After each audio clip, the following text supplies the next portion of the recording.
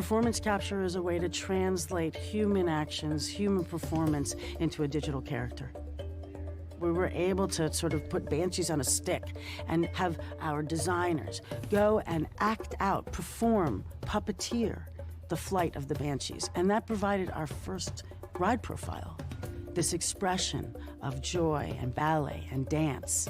The technology enabled us to, in a very intuitive way, capture that spirit. We were riding that ride at a pretty rudimentary scale when all of us kind of have this joyful, weepy sensation at the beginning of the third act. We're flying through like computer graphics.